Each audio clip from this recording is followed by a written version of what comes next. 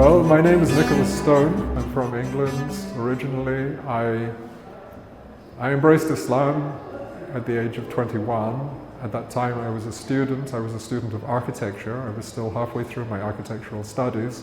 Embracing Islam did not just give me direction in my life, it also gave me direction in architecture. I was attracted to this particular style of calligraphy. Most of the other styles of traditional Islamic calligraphy are something that cannot be practiced unless one has had a formal training from a master who has learnt that technique from a master, and it's an unbroken chain of tradition which is passed down from one generation to the next.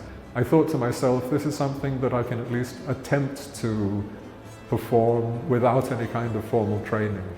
This type of square Kufic, it's, technically speaking, it's not a great challenge to actually draw on a square grid, and particularly with my training in having studied architecture, and I wasn't challenged in being able to draw this kind of thing. The presentation itself tries to just give people an idea about this art form, which is a particular type of Islamic calligraphy.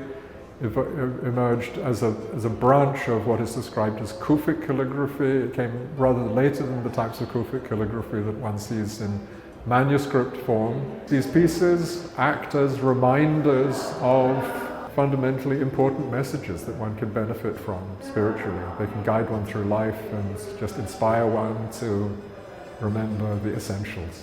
I think most people will be familiar with, because they are, so to say, oft quoted passages. Well, I'm very grateful to Seldon Institute for having provided this opportunity for me to showcase some of the square Kufic designs that I have produced.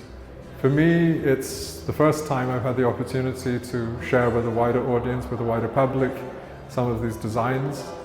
In my case, it goes back a long way that I have actually been creating the designs, but it's a relatively new departure that I've thought of turning them into presentable pieces that can adorn the walls of people's homes or public places.